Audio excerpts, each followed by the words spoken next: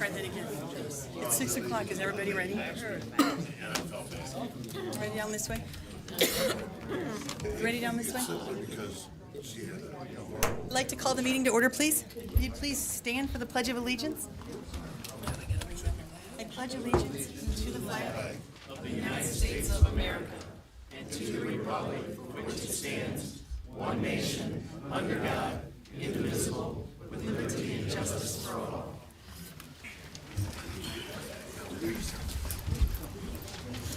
If you have a copy of the agenda, you can see we're going to have a swearing-in ceremony. We had a newly appointed trustee. Madam Clerk, will you do the honors of swearing in our new trustee, Jean Leverett, Senior? Roll call. Yeah. Want to go down here? Maybe if you did it close to the microphone, everybody could hear you. Okay, never mind.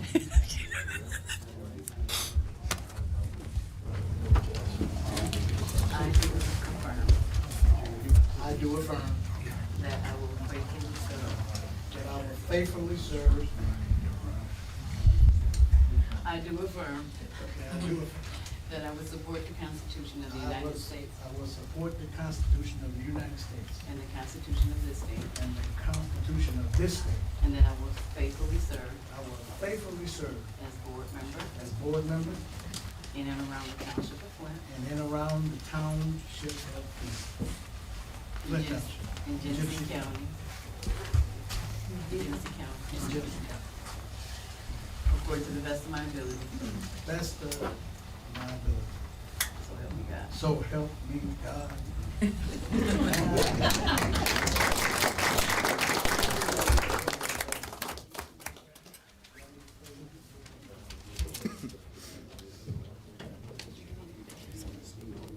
Keeping you busy, Madam Clerk. It's been a roll call. very busy week. Yes, roll call, Madam Clerk, please. Okay, trustee Burt. Present. Trustee Fabdaw. Present. Trustee King. Present. Supervisor Miller. Here. Clerk Triplett here. Trustee Clee.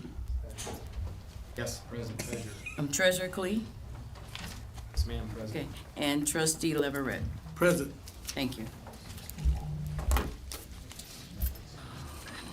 Next on the agenda is additions or deletions to the agenda. Do we have any additions or deletions? No? Do we have any corrections to the minutes of the last board meeting, February 5th, 2024? Any corrections to the minutes? I just want to mention that I would like to have, oh, no, I'll correct it before. It's from the previous meeting, so there's a couple of pieces of information that was brought to the board. The first meeting in January and the second meeting in January, which I went to look and they're not part of the board packet. The letter that you read the first time and the letter that you read the second time, they're not a part of the minutes. To go and find them, it's not a part of the minutes. So, yeah, the two letters, can we get those to the clerk's office for a matter of record? No. Okay. No. Okay. Anyway, so there's no corrections from the February 5th meeting. All those in favor of approving the minutes signify by saying aye. Aye. We're going to move on to public comment. If you'd like to address the board, you'll have 4 minutes to address the board, and this is open public comment. There is not a public hearing tonight for the fire assessment. This is our regular meeting. The board did not set a public hearing, and I think that's still to come. Is that correct, Treasurer Clee? That's what we're working down the road. Yes, this is not a public hearing for that, according to the attorney, so this is just a regular meeting, and we need to continue. Could you please put the mics closer to the people? So if you'd like to address the board, I'd ask that you'd come to the podium, give us your name, and you'll have 4 minutes to address the board. Anything you wanted to talk about.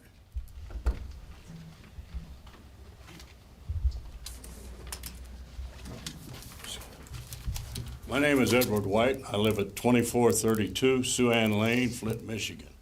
I've been a resident of this township since 1958. I have some questions on this temporary treasurer position that we seem to have. The wages that we're paying you, and I was wondering, how many hours a week are you doing this temporarily, Mr. Klee? Mr. White, this is not a back and forth. I think Mr. Klee could answer during his report time, but this is not a question and answer time.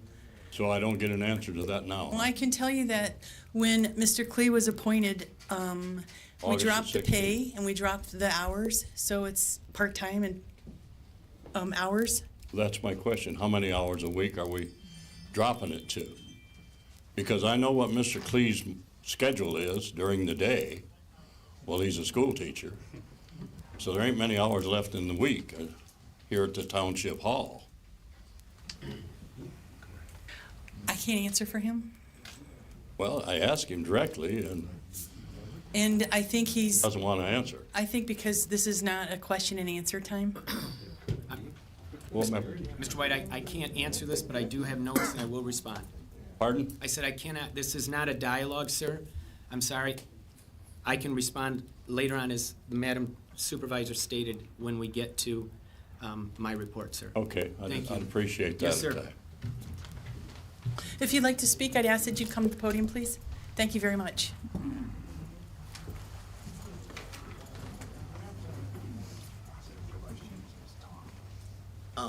My name is Brian Ross. I live at 1524 Rio Grande Court. Yes, that's my address.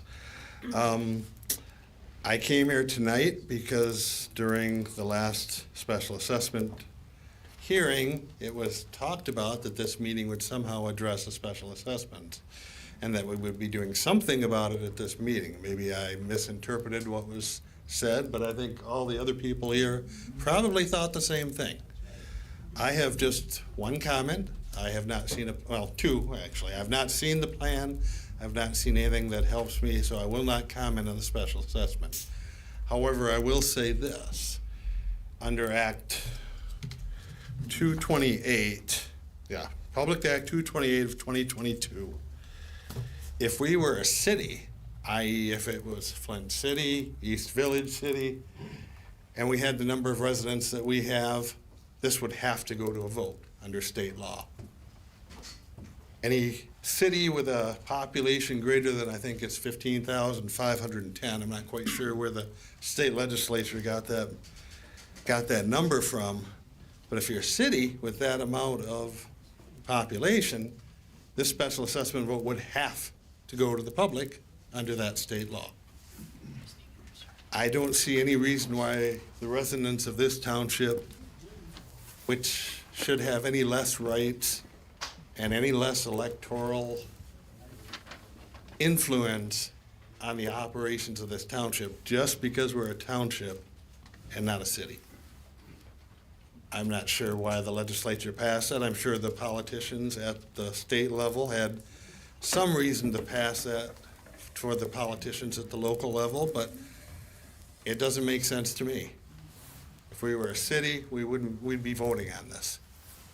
And if someone is privy to the state's logic in deciding to treat some citizens different than others as far as what they have to present publicly and approve publicly, then I would love to hear it. But I don't actually think that's a fair assessment to base solely on the fact that we have a township boundary rather than a city boundary.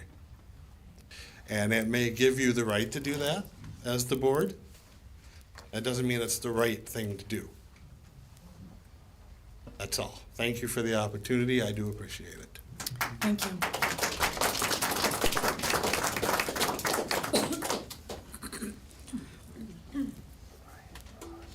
Hello, my name's Rick Hill, 2276 South Road.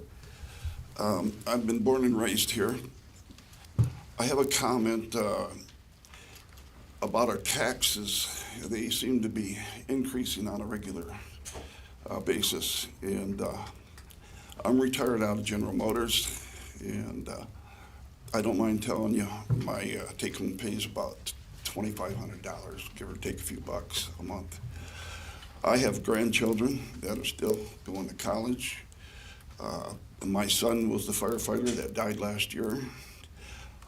I've had to go to Texas, work corrections in the hard times, and I'm still trying to fight to keep my head above water. And I was just wondering if maybe you guys couldn't put your heads together and maybe we could kick around the idea about disabled people and vets, disabled vets coming back. Maybe have some sort of relief from the tax assessment.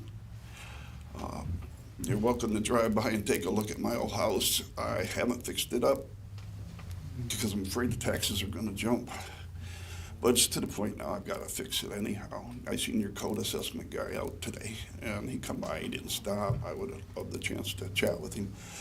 But I think we need to do something for the disabled and our vets coming back, besides taking their homes. That's my comment.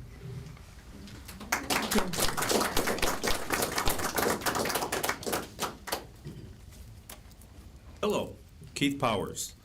I looked up the U.S. inflation calculator for annual inflation.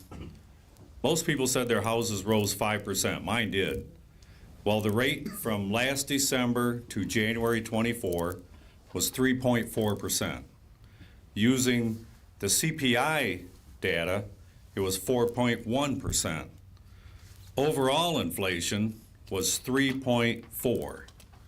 So according to the Headley Amendment, it's the rate of inflation, 5%, or the rate of inflation, whichever is less. So we're either at 3.4 or 4.1, not 5. So I believe there's maybe a mistake made, but we need to know what one you are using in order that we get the correct raise in our income tax or our property taxes. Thank you. Thank you. Is there anyone else who would like to address the board?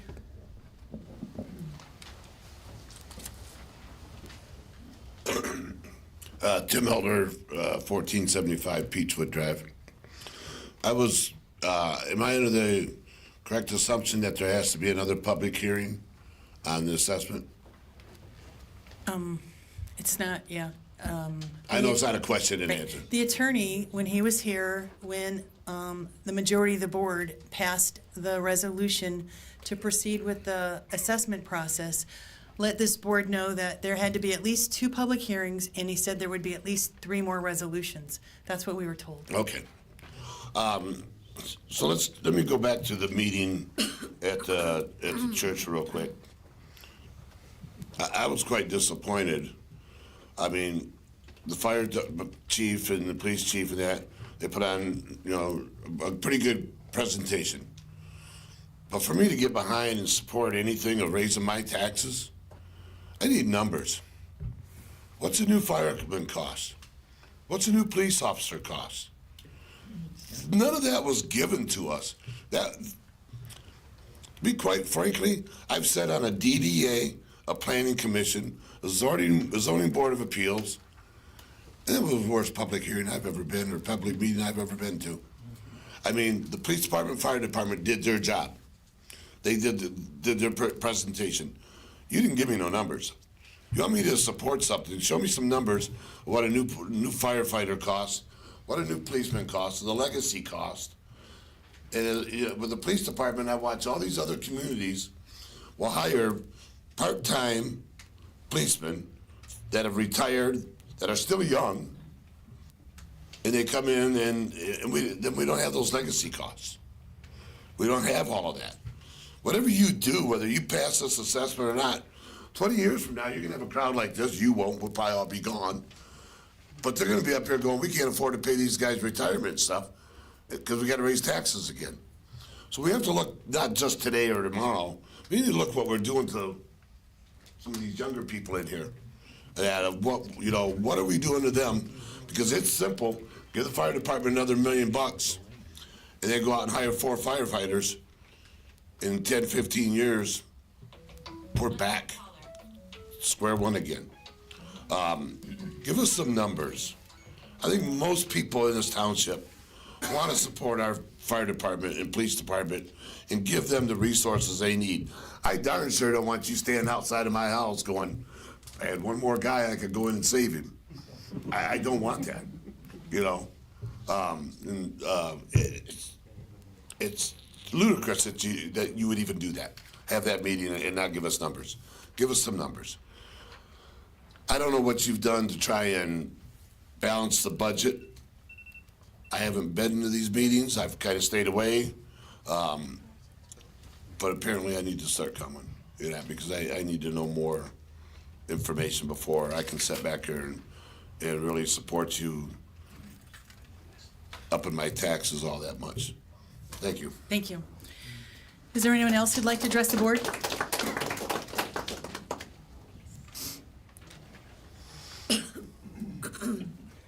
My name is Lucero Alejandres. Can you spell that for us, please? Lucero. It's gonna take a minute for the last name. You want it? Yes. Alejandres. I live at 4505 Old Carriage Road. I'll try not to take too much of your time. Flint Township is not unique to inflation and taxes. This is worldwide, this is countrywide. What is unique is who we are a buffer for. That city of Flint, as we all know, and its crime. If this doesn't pass, what will you as the board members do? What are you going to say if there's another casualty or an injury from resulting of rugged gear or insufficient manpower? Will you lay off the current ARPA firefighter and reclose Station 1 again? Will the fire marshal position vanish again? Will the older residents have to wait for an ambulance? And not only them, my neighbor too. He fell down, he was waiting 30 minutes for an ambulance. Critical status, minimum twice a week. And possibly have an ambulance bill. The fire department does provide lift assist. Minimum probably twice a day. There's a daily occurrence, hear the pager, there's apps for it. Residents need our first responders. The high call amounts accumulating already are proof. What I don't understand is the hypocrisy of wanting top-notch safety, then berating them on scene when there's not enough of them showing up, expecting what other surrounding towns pay for. As Flint Township homeowner that shops here, I don't go to Birch Run, I shop here. I live here, and whose husband still goes to calls off shift. I'm hearing nothing, no solutions. If it doesn't pass, what's the solution? What? I'm wearing black because I know the consequences. This is what I might be wearing on my husband's funeral. He is a Flint Township homeowner, taxpayer, and firefighter. I will not accept thoughts and prayers if something tragic happens to him, especially if the board knows about the consequences that raise the mortality risks for him and the rest of the first responders of this township. Thank you for your time. And please, stop minimizing the burnout and the mortality of these first responders. I ask the residents, stop minimizing the burnout and their mortality. Thank you, and I hope everyone goes safe home today. Thank you. Is there anyone else who'd like to address the board?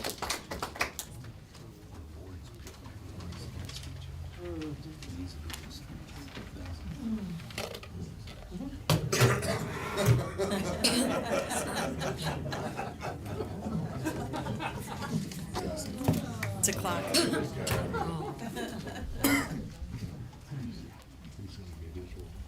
My name is Gerald Roberts. I live at Flint Township. I've been here resident for over 50 years.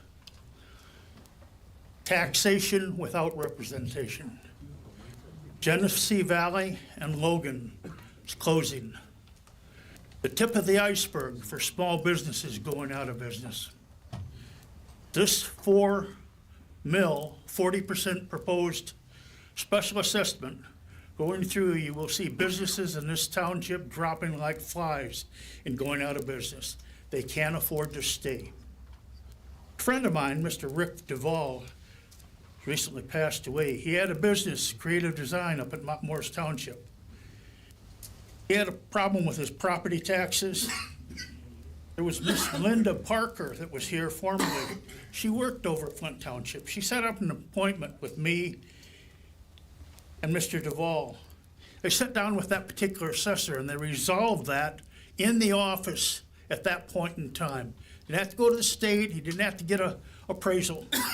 This is for taxes and also the personal property tax that he was being taxed on. The assessor we have, you can't talk to. She's arrogant. She takes her marching orders from the state of Michigan. She needs to be fired. The Tax Review Board is useless. It is initially set up to help the people and the taxpayers of this particular. It takes its marching orders from the state of Michigan. The head of this review board needs to be changed. The last year, before I FOIA'd as to how they took an increased amount for my valuation of my property. I asked how mathematically they arrived at that. She couldn't give it to me. I have to ask the supervisor. Supervisor came back and gave me sales of property in my subdivision. Before, those particular properties were evaluated, and that was based on how much money it was going up. They must be using a percentage. That's the only thing I can think, because she couldn't give it to me. It must be in a computer. I don't know. In the last meeting here, there was a lady that had moved from Grand Blanc. She was paying $3,500. She was a $300,000 house over here in Western Hills. She said her property taxes were $8,800. There was another lady there that said that she lost her house and she went to the review board. She lost her house. I really feel sorry for those particular people. You know, when Pearl Harbor was bombed, they said, I think we've woken a sleeping giant. This particular business community is irate. They are ready to take this entire board out right now. You people need to determine right now if you're gonna vote for this without a vote of the people and state it tonight. I'm either for it or against it. We need this board not to vote on that, but put it to a vote of the people. That's the way it should be. Special assessments need to be basically voted on by the people of this particular township, not a 4-member board unanimously, or, you know, the majority of that board, and put a 40% income tax across, not income tax, but property tax across the board on our business community and also every one of these residents. Thank you. Thank you, Mr. Roberts.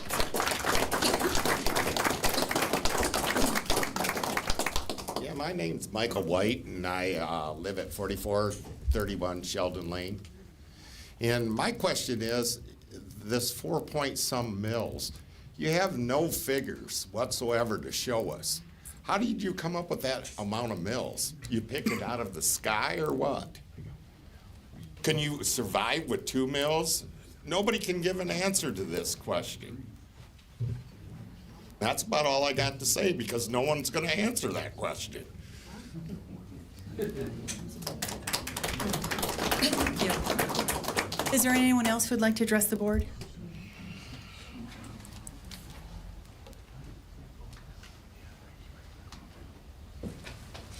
Good evening. I'm Bishop Bernadette Jefferson, a member of this community, and Beecher Metropolitan District Commissioner.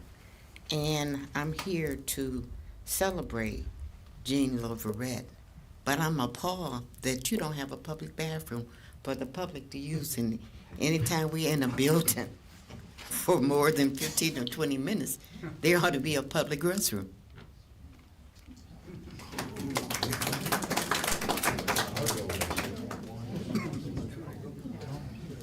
We do have a public restroom. If anyone needs to use it, it's through this white steel door. There's the restroom right here. You didn't have any access to it, 'cause I asked. Oh, well, door's open here and we'll open the door there. If you would, Tim. Well, can you come around and open it, please? I don't have a. This door's open. Thank you. Thank you for bringing that to our attention. My name's John Bodker. I live on Stonegate Parkway. And as an aging person, I can relate to the shrinking bladder syndrome. But regarding this, I mean, I understand that society is unraveling all across the country, all over the world, and that we're going to need increased police protection at the very least.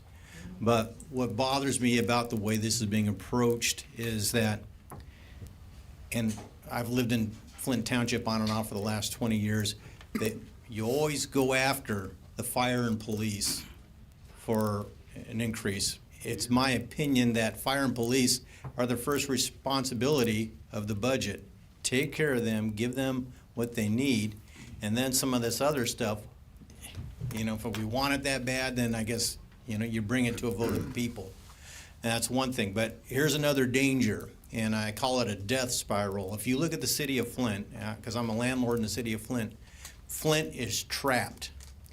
It's a rental community. 60%, 70% of the homes are rentals. And the property value, in one sense, is outstanding. The amount of house you can get for the amount of money is incredible. But it's never going to get out of it. The millage rate is too high. I just can't fathom a scenario in Flint that will cause the property values to begin to climb up where they wouldn't have to keep raising millages. And I'm worried that Flint Township is on that same roller coaster. I mean, roughly speaking, what do we have? About, I don't know, is it 40 mills that we're paying now, and you want to raise it 4 mills? That's like a 10% increase in property tax.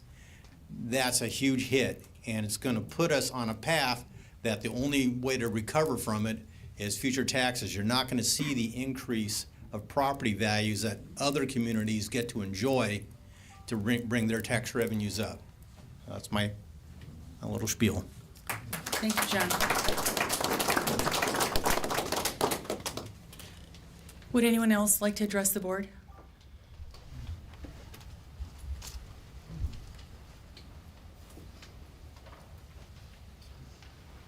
Good evening, Board. I want to just talk about the last election. Manya and Tracy and Dave and their whole staff did a great job. The 9 days of early voting went pretty well. Better participation would have been nice, but I think that's something new that people get accustomed to. Most of the feedback, because I worked 3 of those early election days, most of the feedback we got was positive, and people really liked having the ability to come in here and cast their vote because the early election is held in this room right here. I also worked the poll on Tuesday. The turnout was okay, I guess. Not what you would hope for, but it was a presidential primary. The biggest complaint we got from residents is the fact they had to choose between a ballot style because it's a primary. And that's something that maybe if we could educate residents better on why that is set up that way, that would be more helpful to the election workers. We didn't have anybody go storming out because they had to pick a ballot style. We had some complaining. In the last presidential primary, we did have some people get mad and leave because they had to claim a ballot style. But that's just how the primaries are set up. But I wanted to thank you and your staff. Everything went well, and I think you guys did a great job. Thank you. Did I give you my name? Yes. Okay. Thank you, John. Is there anyone else who'd like to address the board?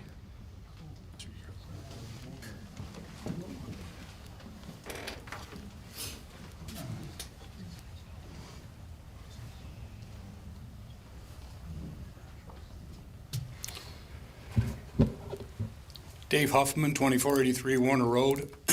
I've been a taxpayer and a citizen of this township for 50 years. And I just got my assessment 5% increase. Like the one gentleman said before, I don't know, with the Headley Amendment, it was, with inflation, it was supposed to be no more than 5%, or 5% was the limit, and this is 5%. It's, I would sort of question how they got the equation on this time myself. With that being said, once again, I don't think anybody in this township has a problem with supporting the fire department and the police department. I support them 100%. I think they do a wonderful job for the stuff that they have available to them. And I don't know anybody in this room that doesn't feel that way. But on the other hand, when you start talking about taxes of 40% increases, and you have 35 residents in business who pay these taxes, and then you are going to hold a special assessment and leave them out of the loop, not to be able to vote for a tax increase like that, I want to tell you folks, that's not the America that I know. That's almost living in a dictatorship. These are the people that run the show out here, not vice versa. We pay the taxes. And it sort of disturbs me to think that when you run for election, of course, you're going to want everybody in this room's votes if you want to run for re-election to sit on this board. But right now, you don't think that these people are important enough to let them vote for a 40% tax increase. With Logan's closed last week and the possibility the mall losing, it's been announced maybe Macy's is closing 150 stores. They've been closed because of water flooding of the pipes they can't get fixed over here. Then it goes to an electrical outage. How these people are even able to break even running a corporation like that, I don't know how they're going to do it. But I think we're going to face a possibility that Macy's and JCPenney could be next on this list. If that happens, it's going to be devastating to this township. Also, this tax would be a death knell, as far as I'm concerned, of the township. What you're going to create businesses, especially small businesses, are on a fine line of doing business. Folks, you're going to put them out. I know some business people right now are right on the verge. You're going to put them right out of business, and that's going to hurt your tax revenue too. Also, can you imagine new businesses that would consider coming into Flint Township when they take a look at the taxes that this is proposed? Do you realize what they would say? They take one look at that and say, we're going to go to Mundy Township. We're going to go to the Hill Road quarter where they're really doing business out here, and they're opening things for business. This would be an anti-business climate all the way. Like I say, democracy, the way this board is operating right now, is in grave danger. I would say it is time for members of the board that are backing or thinking they are for this assessment, you better come back down to reality, folks. You better come back down to reality of people that are paying their bills and running the show, because right now I think you're out of reality. It is known that high taxes kill a community, and it also kills the business and climate. We have already been charged for the last meeting between flyers that went out and legal fees of anywhere from $7,000 to $10,000. So folks, you're into this now, a $10,000 commitment, and nothing's even been said, and there's no proposal, like everybody said, it's even been put on the board. We're dealing in smoke and mirrors here. What are we dealing with? There's never been a program that spelled it out. One more comment and I'm done. Retirees, senior citizens, and taxpayers cannot afford any new taxes. I'm retired. I know a lot of my neighbors that are retired. People that are still trying to make ends meet with families cannot afford this. A lot of people in this township are just hanging on day by day, and this thing would cause them to maybe lose their houses or move away from the township, and I don't think that that is necessary. It's time for this board to get back to reality. Thank you.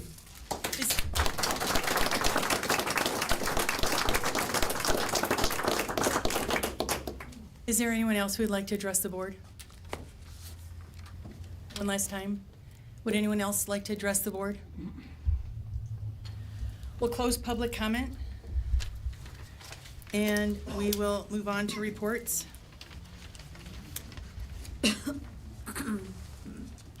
There's a lot of thoughts going through my head right now. We were asked if we would state how we felt about this assessment, and from day one, I have talked to Treasurer Tom Klee and Trustee Greg King. I'm against this assessment. It couldn't be any worse timing. We're in a recession. Nobody can afford their bills, their groceries, their gas bill. It's just tough to make ends meet. I understand that as a homeowner here in Flint Township and as we look at the budget. This board voted on a budget, and it was in a deficit budget. I'd say in the last 15 years, we've had 7 years of a balanced budget and 7 years of deficit budgets. Our costs continue to increase, and I think it was, John, you mentioned about police and fire, our emergency services, putting them ahead of anything else, and we have. Our costs for police and fire continue to go up yearly. We're at $10.5 million in our budget for police and fire. I would hope, and by our actions of this board, that they know that we support them in everything they do. There's rare times when we say no to the requests that they make for the budgeted people that they have working in their departments, for the equipment that they have, for the things that they need. This board has been very supportive of our police and fire. We know the job that they do, and we want to make sure they're trained and equipped to do what they can do. But I object to this whole thing. The first meeting in January, there was nothing on the agenda. Tom, you brought a letter to the board and read it and asked us to vote on that, and I objected to. My vote was no to contact the attorney. The second meeting in January, Trustee Pfaff-Dahl and Trustee King submitted a letter to have the fire evaluation put on the agenda, and you read something and the attorney corrected it and the board voted, and I voted no on that. I think it was at that time I mentioned, while it may not seem like a lot of money that the homeowners are paying based on the value of their home, I had this list and I read it. I'll read it again tonight. The point was made. Our businesses are going to be paying a fortune for this 4 mills assessment. And I'm going to read it again. I asked our assessor to give us a list of the top 10 taxpayers. Harvest Mezzanine, they'd be paying just for this 4 mills assessment, $23,878. Sunridge Apartments, $21,834. Genesee Mall Realty LLC, $21,003. RCG Flint, $14,874. Riverwood Luxury Apartments, $13,025. Walmart Real Estate Business, $12,628. SMV Flint LLC, $11,914. Stonehenge Gates, that's another apartment complex, $11,714. Genesee Valley Mall, $11,733. Federated Stores, Macy's, would be paying $11,608. And I asked the assessor, what about Shea? They're a big taxpayer in the township. They have different properties. I asked her to total it. They'd be paying $29,933. I'm sorry, I said that wrong. $29,993. That's just for the 4 mills assessment. There's got to be a better way. I mentioned in my report at the church before the public hearing, I gave some historical facts as to how we got here. One of the things I mentioned were 2 cost obligations that the township has. One is our healthcare cost for current employees and for retirees. It's $2.5 million. For our legacy costs, our pension costs, I think they're at $2.3 million. We have 81 employees that receive health care. They're full-time and receive health care. They receive benefits, whether it's, we have some part-time people who pay a portion, the com-ops pay a portion of health care, but there's 81 employees who receive benefits, 69 retirees who receive pensions. Those are our top costs that we pay, and we make sure we pay them. It's a lot. It's a lot to think about. I have in the past, on several occasions, whether it's been consolidation, we did a consolidation study in 2011. We went to Bay City to talk public safety. We formed a public safety committee. We started working with the fire department and Neil Seward, who didn't charge us but was qualified to do the study. The police department was going through their accreditation. We didn't continue with that, and we haven't met since because Mr. Seward passed away. We need to continue with that public safety committee. There's got to be another way, rather than if we have a shortfall, to go to the citizens and ask them, open your checkbook and give us your money. I can't do that at home. I cannot do that at home. We shouldn't be doing it here. We heard what people said at the public hearing. There are everyone was in support of our police and fire. There was a handful of people who want to support this assessment. The majority of people said, please don't do this. They said they didn't see a plan. We haven't seen a plan. We have not seen a plan for what's going to happen to the money. I've heard that the money that comes out of the general fund for fire will go toward police. I've heard that public safety, am I wrong? That was wrong on the, yeah, you mentioned that in the general. I'm sorry. I'll correct it. I apologize for interrupting. So let me just summarize it. It's March 4th. We had a public hearing on the 26th. I thought that everybody would see the plan for the special assessment, and we still don't have it. People are asking, what are we going to do with that money? I can't give them an answer because I don't know. I don't know what the plan is. So that's my report. You asked who's in support of this. I'm dead set against this. Although I'll tell you, we govern by the 7 here. Actually, Mr. Leverett, you weren't a part of the original vote. There was 6 people here that night. 4 voted to proceed, 2 voted not to. We rule by majority. And if the majority of this board chooses to move forward on an assessment, that's what happens. That's my report this evening, Madam Clerk.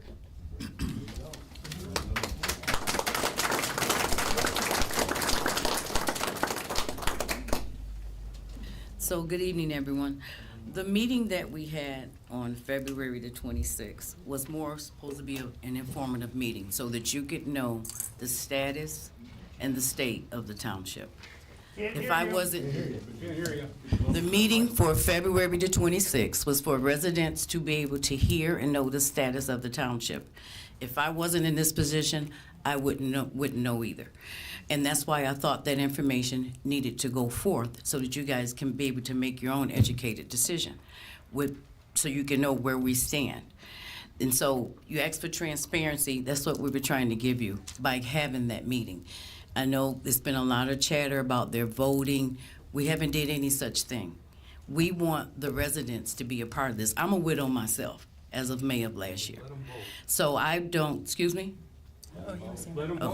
So I didn't, it's not something that no one's trying to shove down your throat, but you need to have this information. You need to be more informed. Let us vote. Let us vote. Can we not interrupt the report, please? Continue, Madam Clerk. And as we get further in this process, then you'll know if you're voting by the votes of the board. But the whole purpose of that meeting was for you to have this information and to process it yourself, okay? As for my report. Yeah, I'm sorry, we can't have a dialogue during report time. Thank you. As for my report, we finished up early voting, which started February the 27th and went through the 25th. Thank you, Mr. Whiteside, for your kudos. We had a great turnout. We had 286 early voters here in this room. And I'd like to thank Ms. Marks and Mrs. Seward for running the AV board for me as well. We had a total of precinct voters, 1640, okay? Early voting was 286, absentee voting was 2,969, which made a total of 4,885 voters. I'd like to thank all of the workers as well as my office that helped, Tracy, Dave, and all the part-time people and all the individuals here at the township that actually assist with the voting process. Thank you. So, not to toot your horn, but didn't you tell me that the county, you met with the county, because you have to take all the items to the county for, to bring it in? And was it the county clerk who let you know that there were 0 mistakes? Board of Canvassers. The Board of Canvassers gave Flint Township a grade of A. We had 0 corrections with our voting election and equipment. So, and we couldn't do it without the residents' help. Mr. McGee sitting there, I want to thank you. We have a lot of great election inspectors, and we couldn't do it without you. So I want to say thank you to all of you. Thank you. Mr. Treasurer? Thank you. Good evening, and thank you to everyone for being here tonight, for those of you that were at Central Church of the Nazarene as well. I took notes, I listened, I went back, and I reviewed the video and got a lot of notes. I took them, I reacted to many issues and questions that I possibly could and concerns that all of you have. Sorry, Gene, didn't mean to kick you. First and foremost, I want to say that I'll continue to have what I feel and have felt is the best interest of the township at hand. The residents, us, that's you and I, and the business owners as well at heart. Yeah, yes, I've tried to stay the best informed and make decisions. I've worked on committees. I've negotiated some contracts, several of them. I voted on items and I vetoed items. As well as at all times trying to make the educated and informed, valuable decisions that are going to be to the best interest of all of us. And I'm truly looking at and trying always to have the best interest of the township at heart. Your faces out there are your friends, your acquaintances, your people I've known for a long time. Mr. White, nice to see you again. And some of my choices, some of my votes, my comments haven't always been the liking of everyone, but I've tried to vote the best way I possibly could. I thought I was doing the right thing. I think I'm doing the right thing. Some now I'm asking that you respect me. I want you to look, listen, and I'm going to adjust. I want to share some, unfortunately, as you see, those two screens are not working. We couldn't get up what we wanted, so I'm going to share numbers, and yes, you'll have these handed to you. Our general fund, correct me if I'm wrong, Mr. McIntyre, $11,778,335, and you'll get dollars and cents and print it out, and it'll all go available to you. It'll come on the fire department website. That's our general fund. Out of general fund, PD, Chief Salter receives $5,087,722. All of these numbers, beg your pardon? Sorry. All of these numbers are also available on the website as through the budget is. $5,087,722 is from the general fund for PD, and the fire department receives $1,282,148. Folks said, well, hey, we had a public safety millage that we just renewed. We did renewed it at the rate that it was generated for, again, 10 years ago. And it was renewed at $3,524,850,000. And yes, thank you. They said thank you 100 times over. PD receives $2,370,286 out of that. And the fire department receives $1,204,575,000 out of that.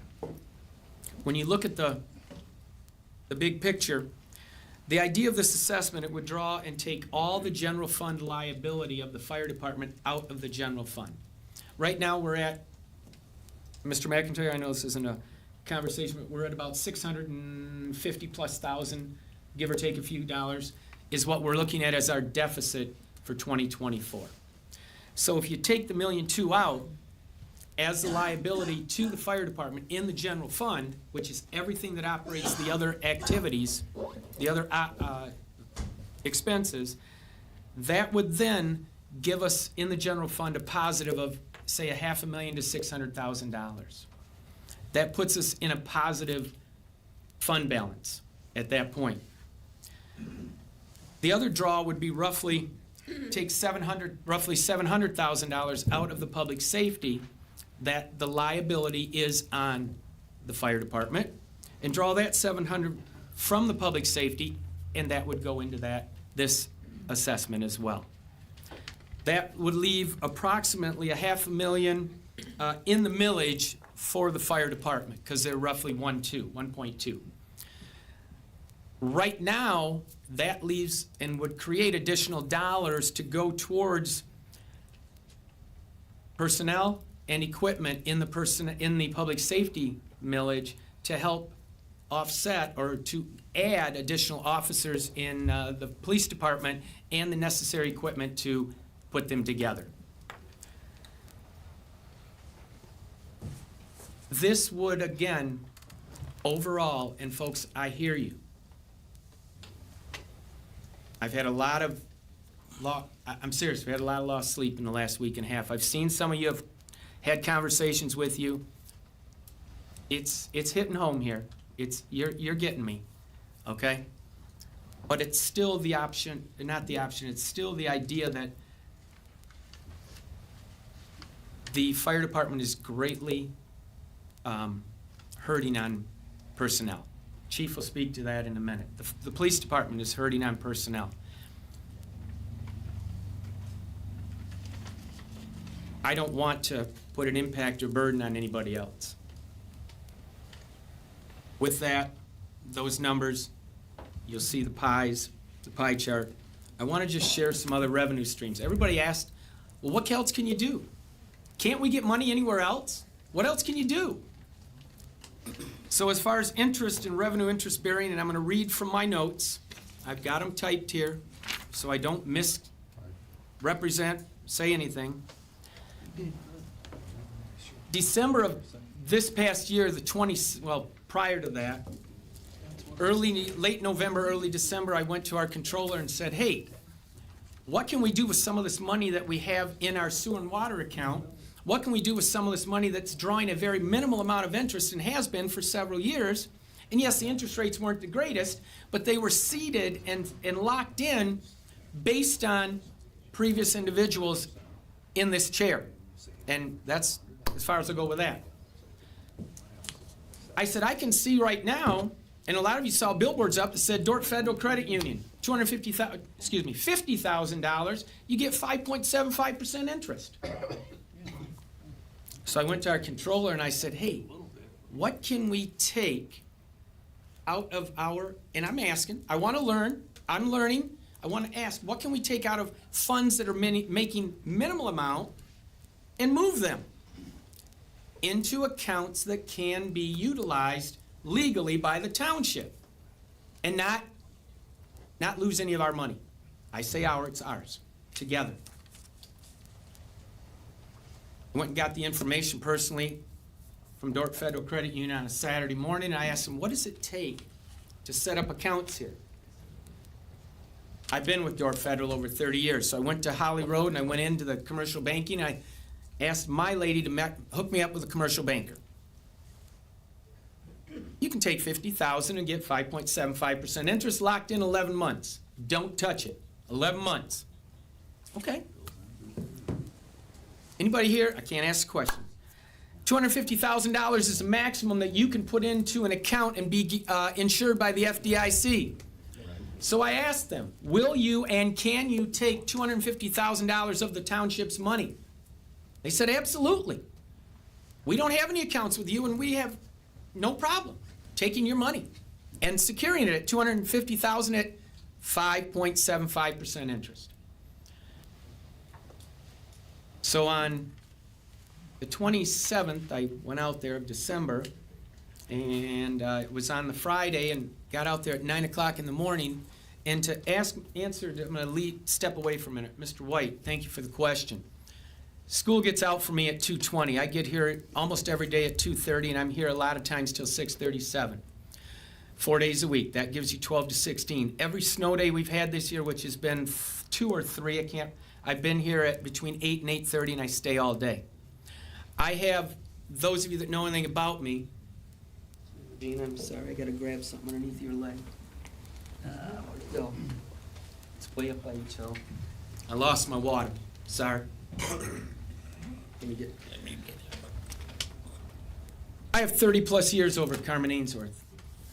I have 178 sick and personal days that I've accumulated over, thank you, over my term. I don't know if any of you else know what that means, but it means you go to work. You don't take days off unless it's absolutely necessary. Well, guess what? I've been taking sick personal days to come here and spend a full or more than full days here to assist even more. Correct me if I'm wrong, Madam Supervisor, is 35 hours about what the full time is considered if you're an hourly employee? Well, it depends on which department, but here in the clerical department, their union has a contract that says that they work 35 hours, yes, 35 hours. Well, unless you're the controller who's here all the time. It was all the time. So putting in 12 minimum, I've been way over that. There's people in this room that'll tell you that I'm here after dark. I'm trying to do more than necessary, not more, I'm trying to put in what you guys asked. You guys asked that somebody try to take on the load and do it. And I feel I'm taking on the load, and I don't think there's a person, and there might be one or two of the employees that say, but I think I can get a balance of them that say I'm putting in my hours. The Dort Federal, jump back to that now if you don't mind. I locked in two 11-month CDs at $250,000. Called out there this morning to confirm where we are. We're starting the third month of the first quarter. Just December 29th, 30th, and 31st, those two CDs generated $308.50 in interest. Big whoop. 3 days. Big whoop. That's pretty good interest in 3 days. Would y'all agree? There can't be a person in this room that can't disagree to that. When we were operating on that, not this account, but other accounts at 0.01% interest for multiple years. Right now, the earnings, and we are right now, that $308.50 rolled into the principal, by the way. We're now in our first full quarter of earnings potential, and at the end, we should generate between $13,497 to $14,768, depending on where it floats in the next 9.5 months. But right now, that's roughly an additional $1,225.06 per month per quarter, for an average of $36.75.17 per investment piece per quarter, totaling out at almost. Okay, if we do $13,000, it's $26,000 because we have two of them. If it's $14,000 plus $14,700, almost $15,000, we could be almost $30,000 in interest. We can close those after 11 months. Okay. Dort Federal still has that available. By the way, if you guys somebody's got 50 grand, they want to go slide in there. I don't have it right now, personally. Got it locked up somewhere else. Other financial accounts and interest. We have some accounts that we work with that are referred to as, and we're finalizing, Kevin and myself, finalizing what's called a overnight sleep account, sweep account, and it's why we're sleeping. They take, and this is through Chase, they're going to take the monies that we have sitting in there, which is for our emergencies, sewer and water fund, that's sitting there at a very minimal amount of interest, and they take it away from us at night. Between 5:30 and 6:30 at night, it's swept into a big account that a lot of other businesses use as well. It generates a revenue, and it is dumped back in, please don't, for lack of better terms, as they put it, dumped back into your account at 7:59, 8:01 in the morning, so it's available to you. But it has generated interest overnight. We weren't using these before. Again, another way of generating a revenue stream. Now, one more piece, and I'm tracking these, and Mr. McIntyre said to me once, well, if you'll track them, I think we can do whatever we can do, and I'm calling on them, I'm checking on them. The people are calling me and telling me what's going on. Well, here's one more, and it's right over here on the corner, Huntington Bank. We currently have 5 CDs sitting in there. First week I was here as the interim treasurer, letters came in that said, Mrs. Treasurer, we're so happy we're allowed to roll over these 5 accounts into the existing fund balance that you have, and we're going to let them roll over, and thank you very much for allowing this to happen. I went, ooh, time out. I was only in the seat 2 days, but I made a call. Closest Huntington I knew is right here, right, folks? It's right here on Court and Linden. I called over there. Can I speak to the manager, please? Sure. Okay, got her on the phone. I said, hi, my name's Tom Klee. I'm the acting treasurer, interim treasurer at Flint Township. I've got these 5 letters for 5 CDs that you want to roll my stuff over at 0.01% interest, and I'd like you to hold off for a minute. Can you write me a check for, and it's roughly $1.3 million is sitting over there. Can you write me a check? I'll be over tomorrow and pick it up. She goes, excuse me? That's what I said to her. She laughed in my face, or in my phone. I said, well, ma'am, can I come over? I'm going to come over and chat with you for a minute. I took minutes from our meeting, and I went over and I had a conversation with her, and she was very kind. She's a vice president of Huntington Bank. And I asked her, I said, where are we? What's going on here? She goes, well, this is just the form letters, and we send them out, and okay. And, it's kind of like the form letter we sent out, and we got about 275 people last weekend. What I counted sitting in the front row, I counted about 275 people. I know Fire Marshal Nestor is back there counting the number of bodies in here tonight. And I said, we can't let that roll over. I gotta talk to, how much time do I have? Well, this takes place October 1st. I said, cool. This is like the 17th of August. So we started a communication, we opened the door. I was given a name, Anthony in Cincinnati. I called. I said, how you doing? He said, good. I said, well, I'm the acting treasurer here in the Charter Township of Flint. Can you pull up my account, please? Sure. But before he would give me any information, thank goodness, he said, is your name Lisa Anderson? I had to say it. He asked me, I said, no, it's not. He says, well, I can't give you any information. Is your name Kevin McIntyre? I said, no, it's not. Well, then I have to stop right now. I said, okay, I understand, no problem. I'll get you the information you need. And I went back and I got the documentation, emailed Kevin's signature, my signature, your electronic signature, saying that I was the new treasurer and it was legitimate to share this information with me.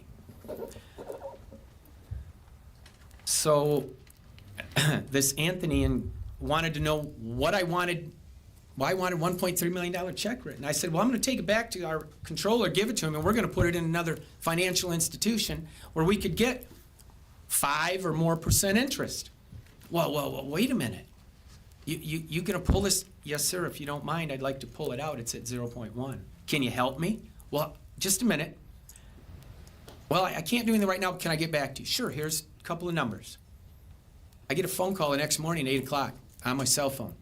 Look down, it's out of the area. Well, good morning, this is Tom. Tom, it's Anthony Komeyer from Huntington Bank.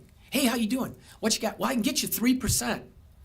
Thank you. When can I get that check? When can I get the check written? Please. I'm serious. It's not a joke. We went around it. You want to call him? You can call him. And we went for almost 3 days, and we settled in at 4.65, locked in. It's the best I could get, folks. I'm sorry, but I got 4.65. So I asked him today, when I talked to him, he called me, what's up, Tom? I said, I have a meeting tonight that I need to show where I am right now based on what we did back in the fall. So I'm going to tell you where we were. Bear with me. And all of this will be typed up and given to her so it can be in the minutes. 923, CD number blank, blank, blank, 1, last 2 digits, 81, had a balance of $257,059.99. Currently, that CD has a balance of $279,607.53 for a gain of about 20 grand. 923 again, same exact amount, same exact earnings. So again, another plus 20. 925, 250,000, up to 272,167, 22,000 on that one. 925, CD number 6, ending in 6, 250,000, exact same.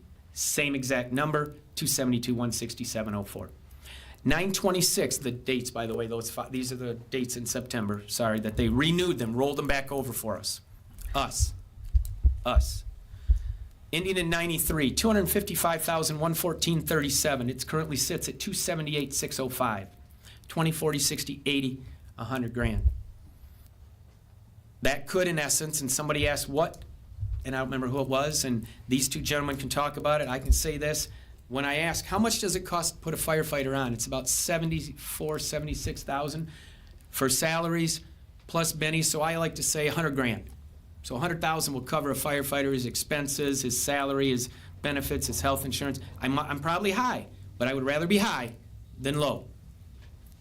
So there's about 100 grand in interest that we've accrued, and they're gonna stay there until September. All right? That doesn't solve the picture. That's one more piece. Item 4 on my list. Several comments have been made about the absence of the marijuana grower distribution, and this was brought up by Shit. Someone's Somebody's phone. alarm's going off. It's 5 after 7. Several comments have been made about the absence of marijuana grower distribution centers here in Flint Township. We did, and yes, I did vote no several years ago. And yes, I voted no, as a no vote. However, since then, members of this board have had conversations around, never more than 3 in a room, and just said, what do you think, what do you think? And I've talked to Chief Salter, talked to him again today about it. But we've had conversations about the safety of our officers, and I've talked to Chief Beckley, the 2 gentlemen in the back, about fire suppression, those kinds of things. What do you guys think? So we've had these conversations about the acceptance and the work necessary to facilitate successful operations here in Flint Township. I've asked our attorney, and questions. We asked him a while ago, would you please look at what our ordinance reads and where we're solidified or committed to or locked into, and what could we do? Could we do something different?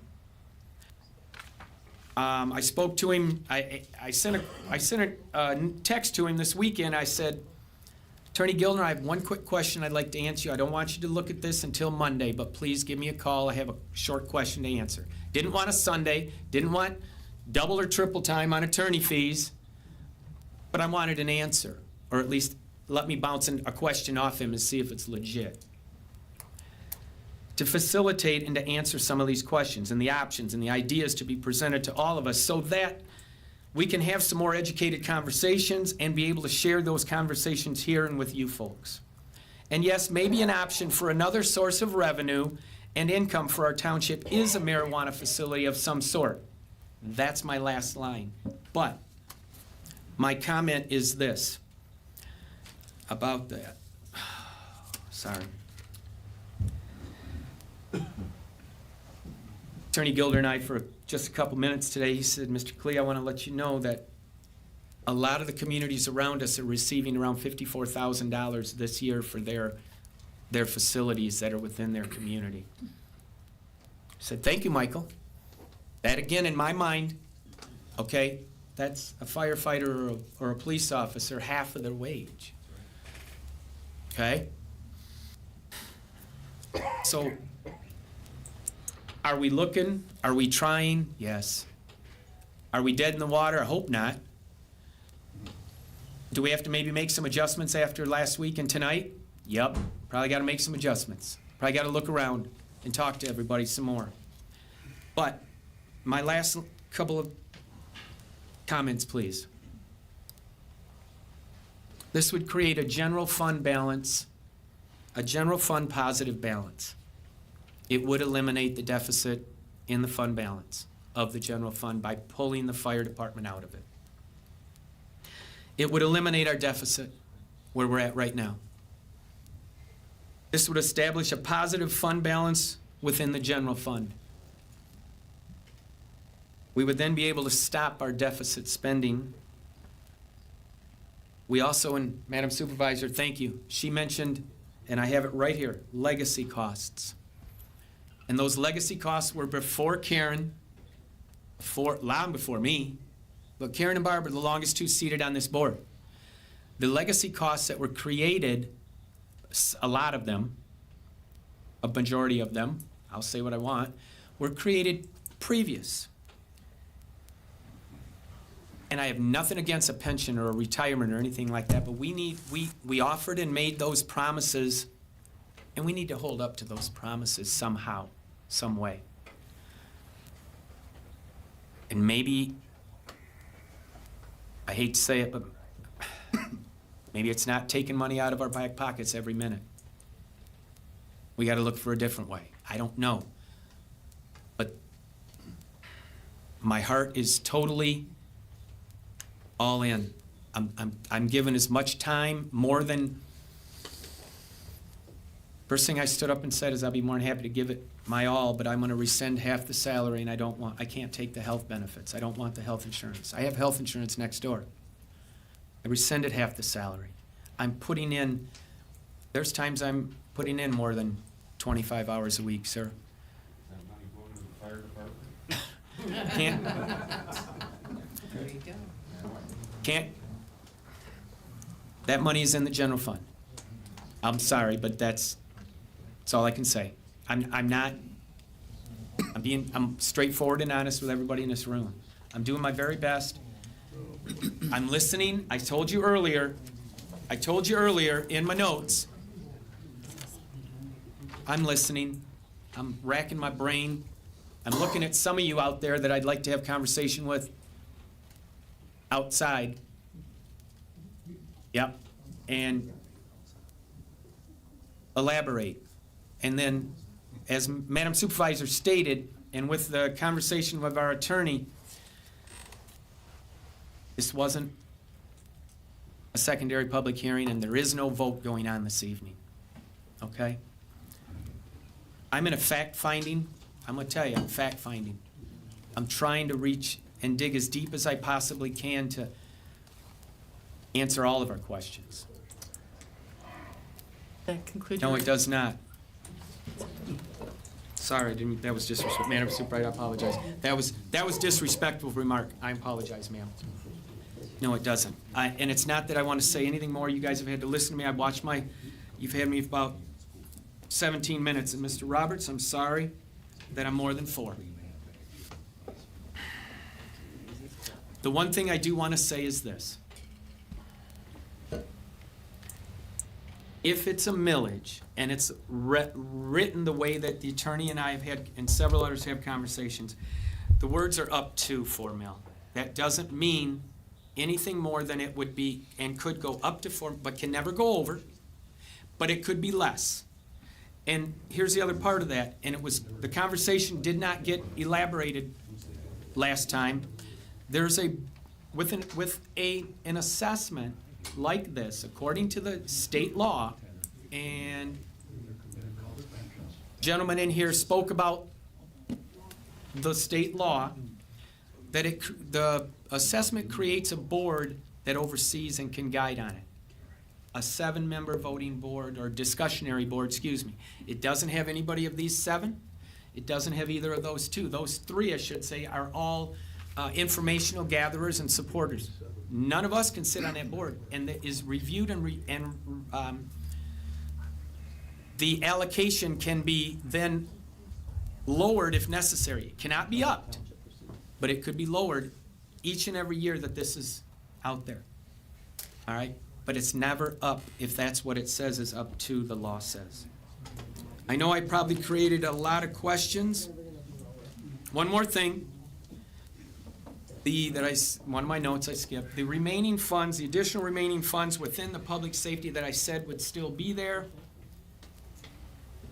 are continued to be allocated for increased equipment and personnel within the public safety. And again, the FD, the fire department, would be leaning on that small portion that would be left for them.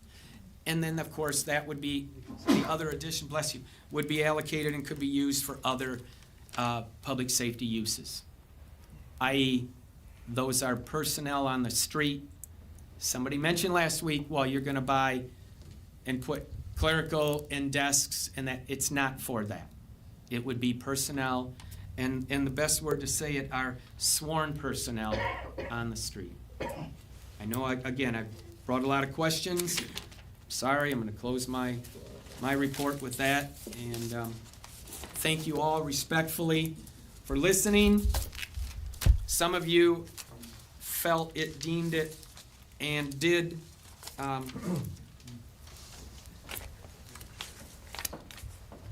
have some comments about me here and wherever, but I agreed to sit at this table, and I agreed to take those shots. But think of it this way. I put on my pants one leg at a time like you guys. I'm trying to do my best. I will sit and talk with any of you. Those 2 gentlemen will sit and talk with you, and if you don't want me in a room, fine. I won't be there, but I would love to talk about the numbers with you. Thank you. Madam Supervisor, I yield the floor.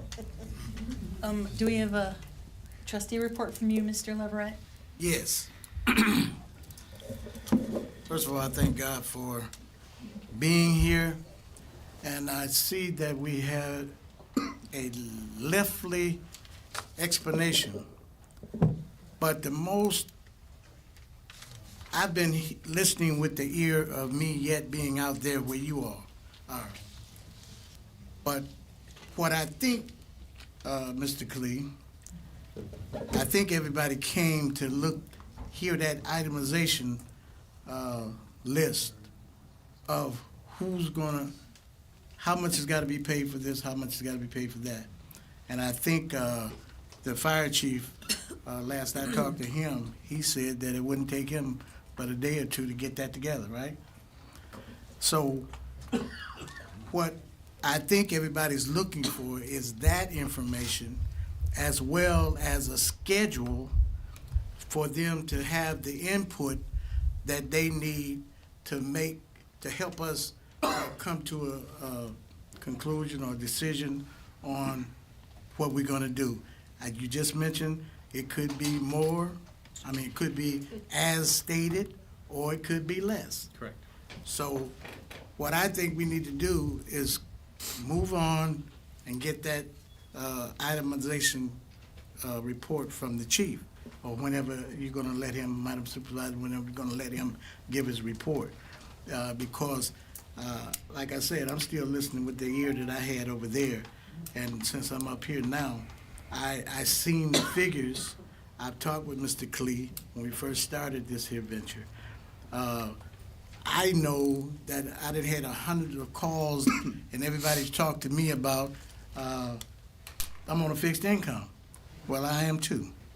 But nevertheless, I feel your concern, and that's what the meetings were supposed to have been set up for you to come and share your concerns and information about the assessment. But most of all, the question is on the table. What are we going to do? When we're gathering all this information, let's have it. Let's get it situated and come up with a decision.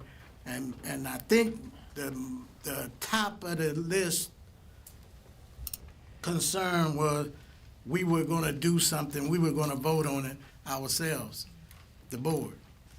But I think everybody, what I've been listening to is everybody want to know, are we going to have opportunity to vote on it?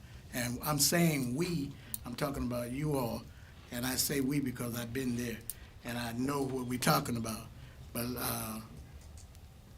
I know we want to get with it. Okay, let's go ahead. That's my report. Thank you. I'll go this way. Trustee report. Okay, I'm gonna try to be real quick here. This plan started back in October. Can you get up to the mic? Sorry.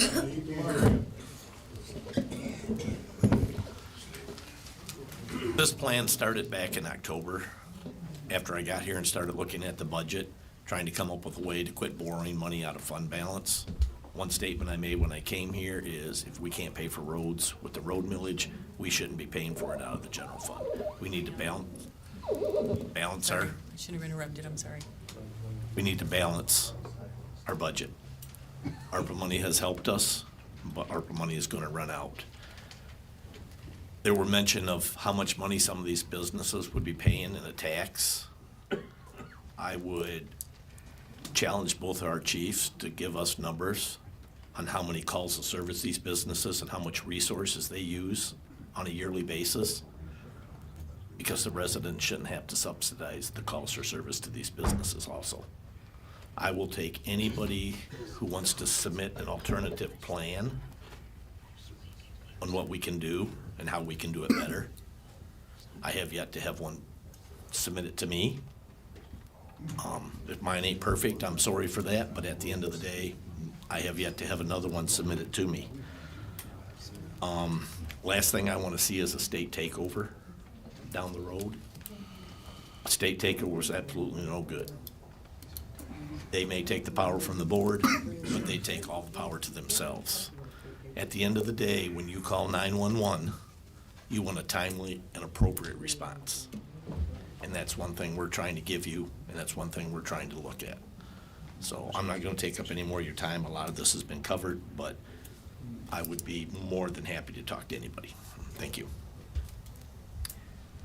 You have a report this evening? I'll just say that I did vote yes to have the informational meetings so that the residents could be involved and hear about the assessment. I do believe that the residents would need to be able to be involved if we do get to votes. And also, I understand how many of you feel because I am retired and I also live on a fixed income. So I can understand where everybody's coming from. Trustee Burt, do you have a report this evening? I'm a bit confused.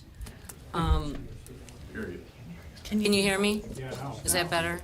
Okay, I'm still really confused because for me, I was told that this started long before Mr. King came on the board. Okay, this plan of whatever. I also know that I have not been privy to any of these meetings. I wished the chief had said to the board, let's get together, all of us, not just a handpick, but all of us, and talk about this and have an assessment or something, because this has not happened. I have talked to the chief. I've talked to Chief Salter also. I have not been privy to any of those. I am not for this assessment. I have said it more than once. I'll say it again. It's not okay. I listened when we were at the church. I was there along with you. I thought I'd be sitting in the audience and there'd be a plan. There still is no plan. To this day, there is no plan. I do not understand this. Why isn't the plan first, then come talk to everybody? Does that make sense? Because I don't get it. I really don't get it. And I'm angry that they say they're willing to talk to anybody. That's not true, period. As far as, I mean, there's so many things I want to talk about, but I just want to know that I support public safety. I always have. You guys know. I'm okay with you guys. But this is wrong on just many, many, many levels. And it's not okay. A dialogue costs no money. It doesn't cost money. You don't need an attorney to sit and everybody talk, get it all together. So I don't know what the fees are. I know these cards went out to people. Some got them, some didn't. Some came back here. Some didn't meet the deadline, and I'm one of those. My husband got a card. I did not. It wasn't addressed to me. You know, so it's interesting. That was a lot of money that was wasted. So, and I just want to talk a little bit about those CDs real quick before I move on. Those were done at the end of business in January. Excuse me, December. Didn't mean to interrupt. It was the very last day of business in the township on a Thursday. Yeah, yeah. Okay, you continued on Friday, but it took you 5 months to do it. So it wasn't from day one, because I've been on this. In the treasurer before, I have constantly said what is going on. There are members on this board that let that go, and I don't like it. So with that said, I move that the Flint Township discontinue any effort towards levying this assessment, and that the township's Public Safety Committee, which I am a member of, be directed to review all aspects of our public safety services and return with a recommendation as soon as possible.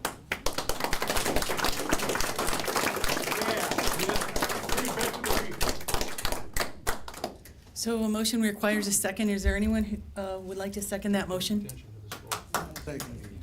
We have a motion and a second. It's open for discussion.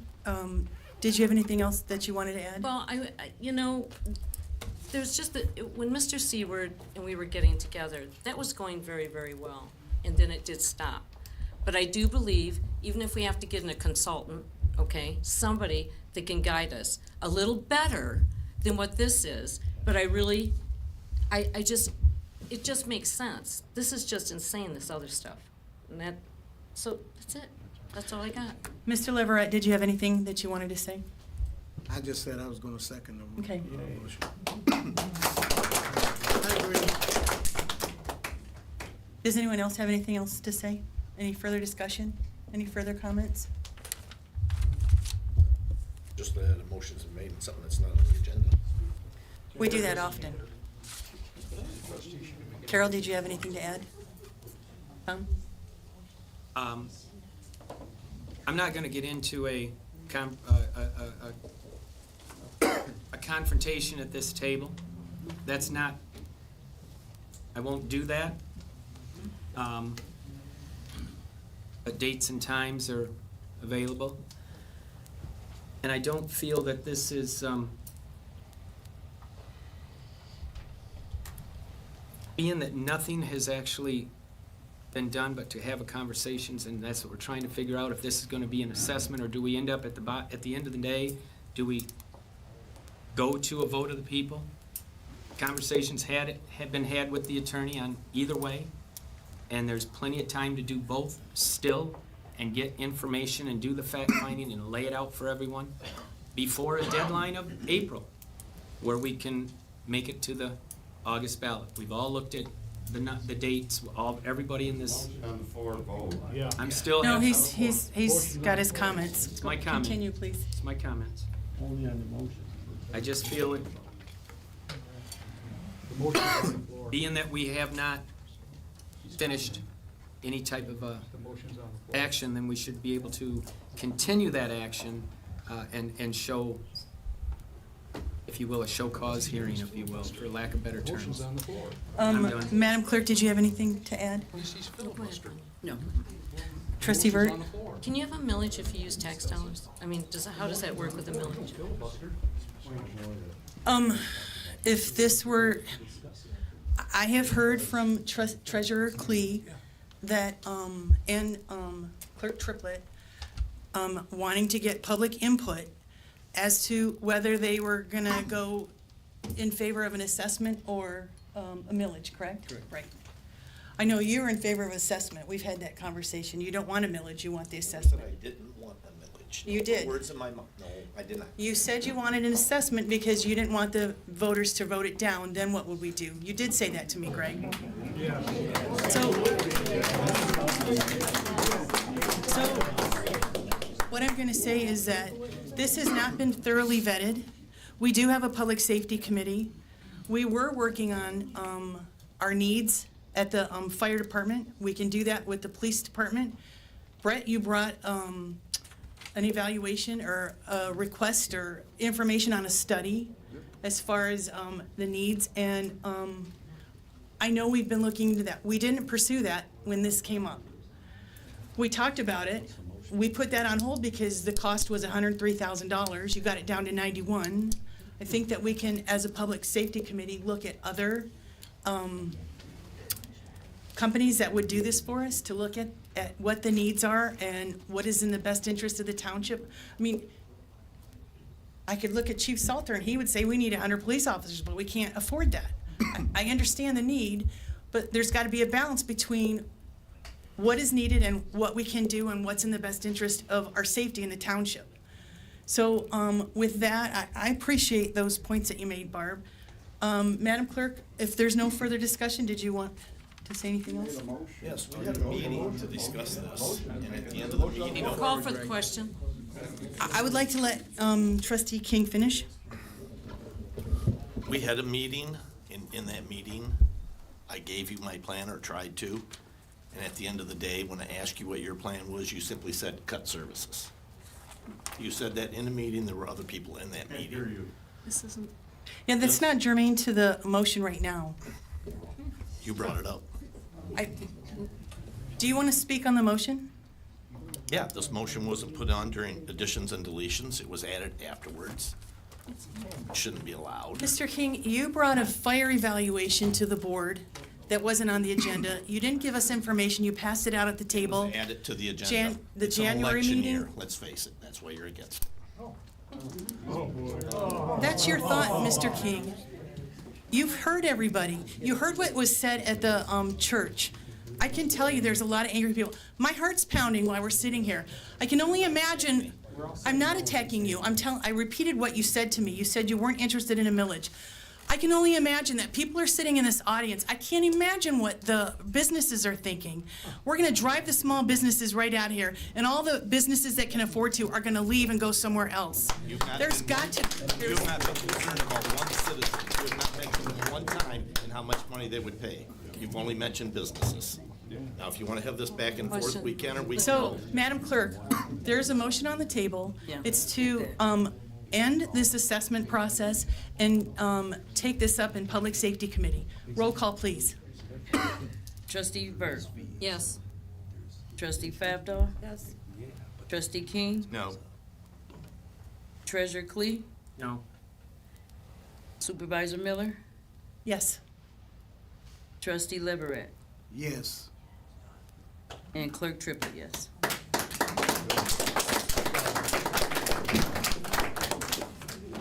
This matter will be addressed at the Public Safety Committee, and I know we talked about getting this Public Safety Committee together. We'll decide when that's gonna be.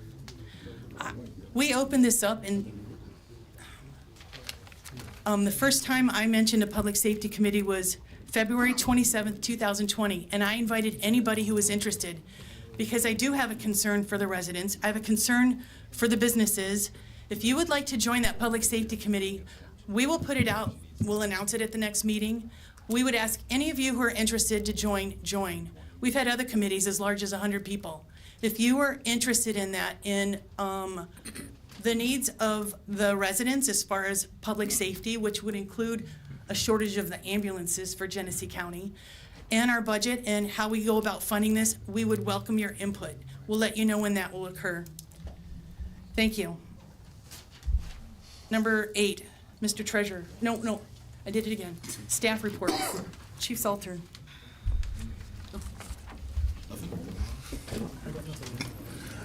All right, yes, I'll make it fast. I'll just talk about a quick arrest we made last night. Last night, one of our officers stopped a car up in the northern part of the township. And after he stopped the car, 4 suspects fled on foot. 3 were later arrested, ages 17 and 19. And we found 2 AR pistols and 1 automatic Glock. So, and I'll end my report with that real quick. And I have 3 items for the agenda. Thank you. Chief Beckley. I'll try to make mine quick also. Since the last board meeting, the regular board meeting on February 5th, your fire department has responded to 135 incidents. This does include 12 structure fire calls, 1 vehicle entrapment, and 5 vehicle fires in the last month.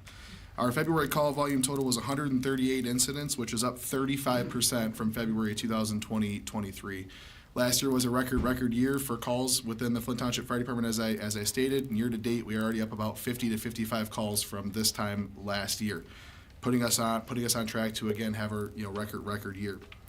I discussed a little bit at the special meeting that we had about the incident on February 8th in the 3000 block of Quartz Isle, Genesee Village Apartments. Just like to reiterate again the great teamwork between the police and fire departments on that incident, between Assistant Chief Mark Rowley and Officer Lashbrook of the police department, along with several other firefighters and police officers on that scene. An unresponsive victim was removed from that building, and her life was saved on that day. So I just want to say great job to them, and again thank all of the mutual aid departments, about 6 departments in all. Were called to assist us on the scene, along with several police and EMS agencies. So just want to say thank you to everybody there. On the 16th, we provided coverage for the Swartz Creek Fire Department while their crews operated a barn fire. We provided standby coverage since all of their units, along with several other departments, were tied up on that incident. On the 17th of February, we responded to a garage fire assist in Mount Morris Township. Our crews assisted there for a couple of hours on scene. On the 22nd, within a matter of about 3 hours, we responded to 3 different structure fire calls. The first one was in the 9100 block of Suncrest Drive in the Sunridge Apartments townhomes. This is a kitchen fire. Our first on engine arrived on scene within about 2 to 3 minutes with 1 firefighter. Found heavy smoke coming from the apartment door and quickly knocked down the fire from the apartment door while waiting for other fire crews to arrive on scene.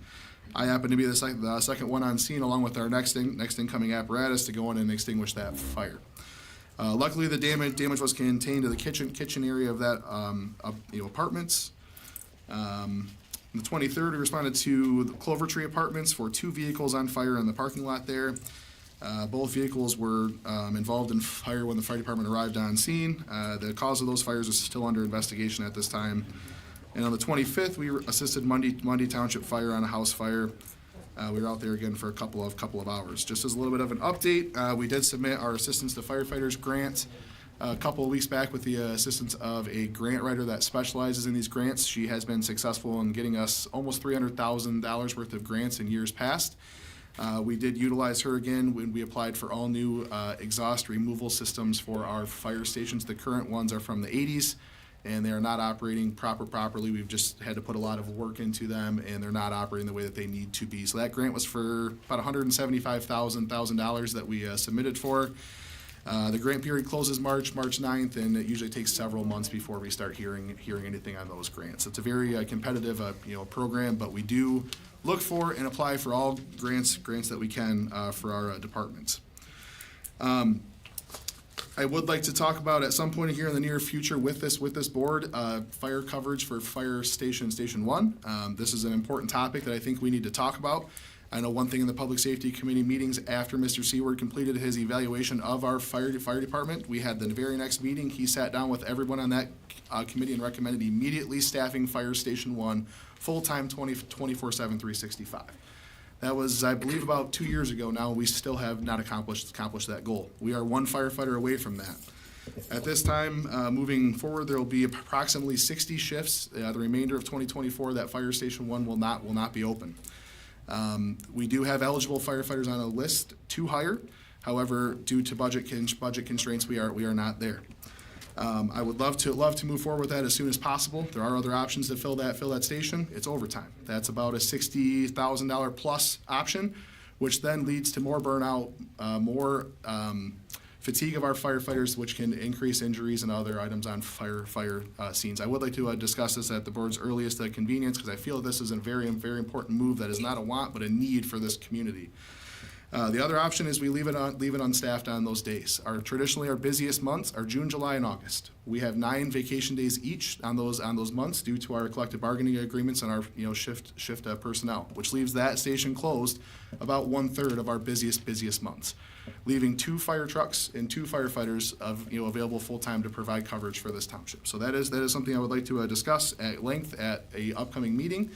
As soon as possible, because I feel that this is a very, very important topic. So that ends my report. Thank you. I have a Thank you. question. Go ahead. How come part-time's not even talked about? Why is it zip shut? That is an option. However, there are union implications there. The part-time is available in any department. Police, fire, EMS. You can use part-time or full-time personnel.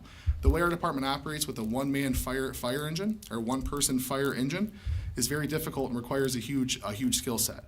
If I had one person on a truck and I was adding a second person on a truck, I had a fire officer on that truck that's making those decisions, that's leading those things. Fire departments are not made to operate with one person. You traditionally go to any fire department around this country, they operate in teams. As I described at the February 2026 meeting, due to safety, we are not supposed to operate by ourselves, especially in emergency situations. So therefore, if it was 2 firefighters on a truck or an additional person to back up that person that didn't have to make those decisions on where's that apparatus going to be placed, what is our attack going to be, what is our incident priorities here, is there life safety issues, that takes a fire officer that has extensive knowledge, training, and special certification from the state. I can't pull a part-time firefighter that's never worked in Flint Township, that's never been here, and lives across the county or outside of this county to cover that shift, and expect them to perform to that level. Our full-time personnel go through several months of field training before they're even released to work on their own. And they're required to have 5 years of firefighting experience before they can even apply with us for a full-time position, just for those reasons. So to find a part-time person to fill that would be very, very difficult. To add a second person on a truck, very possible. There are options out there. Grambling Township currently does that. They have a full-time firefighter, then they have part-time staffing with them. There's a lot of different options out there. Right. However, in order to open up that station, in my opinion as a fire chief in this township, it takes a full-time firefighter that we can train and make sure is adequately equipped and going to make the right decisions to fill that spot. At that point, there's a lot of different options to move forward. So the 6 you say that you have on a list that would go right now, none of them would work part-time?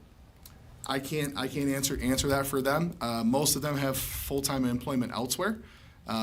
Several of them work full-time fire jobs in other municipalities, so they would probably have to leave their position there to come here, which then they would want benefits, all of those things that they would get in their other employments. I can't answer that for sure, but there's a lot of other collective bargaining issues there that we'd have to work through and figure out, as well as operationally. I feel that it's not the right way to move forward with this department at this time. Okay, that's it. Do we have a committee report this evening?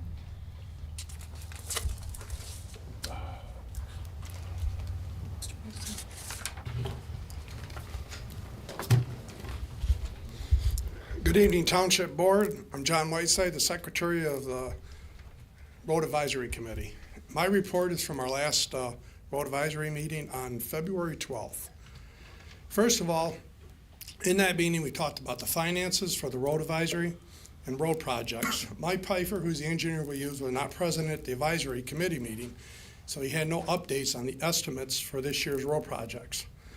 Finances were discussed as per the report provided to the road advisory by Supervisor Miller. She is also the chairman of the road advisory committee set up by the bylaws. She reminded the committee that the revenue for each year's project is only an estimate of the available dollars for each year for the road projects. The exact dollars will not be known until the taxes are collected. One item we discussed was the Flagstone SAD. The discussion was about how the Flagstone SAD project was funded.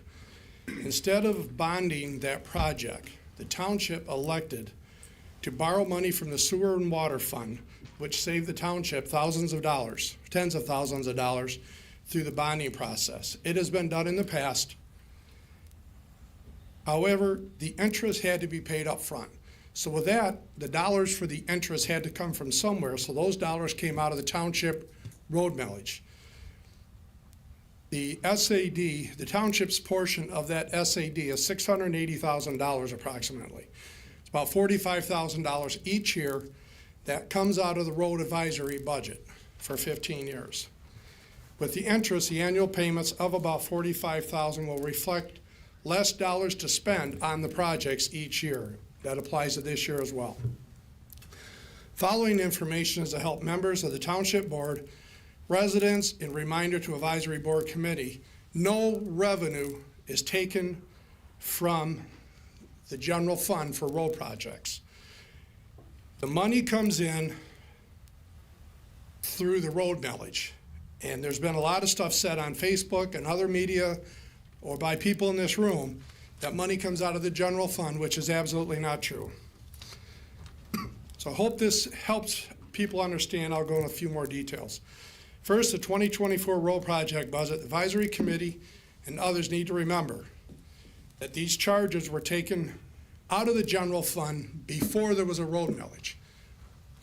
The road millage was first approved in 2006, and I've been a member of that since 2006. We've had one renewal. It's a 10-year millage. It's a half a mil. So looking at the 2024 charges out of the budget, I have the report here that was provided to us. So line items come off the top of the road millage. $20,000 comes out, and that covers dusting of the gravel roads. There's signal charges. It also comes out of the top, $8,700. Ditching and culverts at $25,000. Engineering services of $45,000. Miscellaneous expenses of $51,000. And the road installments, like an SAD that the township's responsible for, that comes out of road millage. That's about $45,000. What is left is available dollars that we can use on road projects for like 2024. So the millage is projected to bring in $471,339. After the above charges are taken out of the road fund, and those used to come out of general fund prior to a road millage, that will leave about $223,000 that's available for road projects for 2024. We do get other revenue for road projects. Some of these are the 50/50 dollars that are assigned to the township from the Johnson County Road Commission. And the 2024 projected 50/50 dollars are an estimate of $168,585. We also possibly have block grant funds to use, even though not exactly, the road advisor doesn't have control of that, is the township board. But there are no block grant funds available for this year. So Supervisor Miller has been real diligent at looking at other options for additional 50/50 dollars. Because if other townships don't use their 50/50 allocations, Township Supervisor Miller has reached out and was able to acquire those funds, and we can use them as long as you have matching funds. That's what 50/50 funds are. For a township to use the money, they got to have a match. And we've been real good in this township matching the road commission's $50. So adding the dollars from the road millage, the $168,000 from 50/50 money, and the engineering charges of $45,000, it leaves around $436,000 for total projects for 2024. Other factors figure into this. Some is the project. Factors are, will the road millage may or may not provide the dollars that we look at? The estimates may or may not be higher or lower than what we project them to be. So as a road advisory member, the road advisory is made up, for people who don't know, there's 9 people on the committee. We are an advisory committee. We have no power to spend any money. We come up with a plan each year, and we provide the plan to the township board, who actually has the ability to spend the money. So looking at the 2024 projects, Trotwood Lane and Pickwick Place were estimated last year about $285,000. They were taken off of last year's project list due to lack of funds. So that's the first one we want to see done as an advisory committee. Scottwood Avenue, it's off of Fenton Road. It's a total disaster. That cost us $150,000. Just those two alone will put us over our budget for the year. So we have asked Mike Pfeiffer to look at other ways to fix those roads, maybe do some spot fixes, not redoing the whole section. So that would leave a shortfall. Hopefully Mike will have more information at our next meeting coming up, I believe, next week. If Supervisor Miller is successful in acquiring another $50, that might make up that shortfall we would have. But like I see, there's just, it's a possibility to get more money. All depends on what the tax base is coming in. But the bottom line is we don't take, or the township doesn't take money out of general fund to do any of the road projects. We have a millage that funds that. And in '06, prior to '06, one of the reasons that millage was actually started was because these dollars came out of general fund, including the SADs, which the township's usually responsible for about 25%. So moving forward, I hope this township continues, as this millage will probably come up in about 2 years for another renewal. That's the end of my report. Thank you, John, and I was just counting up here. You've been on that committee for, is that 18 years now? Probably something like that. Thank you for your service. Hey, John, nice job. Number 8, payment of bills, Mr. Treasurer. Thank you. So I'm sure that everyone received the printouts. I propose a motion to approve the payment of the invoices and disbursements in the amount of $2,410,271.09. This is also authorized by the board's purchasing policy.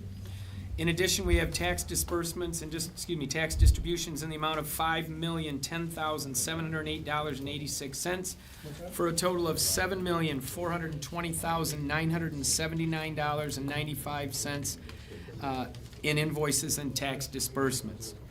This would include a $1,399,771.72 payment to the Genesee County Drain Commission. That would be my motion, and I wish to speak when that's... Is there a second to the motion? Second. Go ahead. All right, thank you. And again, I mentioned it before, and you're looking at this going, Clea, you're spending $5 million.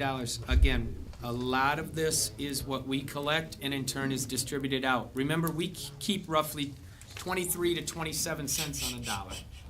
23 to 27 cents on a dollar is kept here in the township. The balance is other assessments that we have to pay on, and so that's what these are, pass-throughs.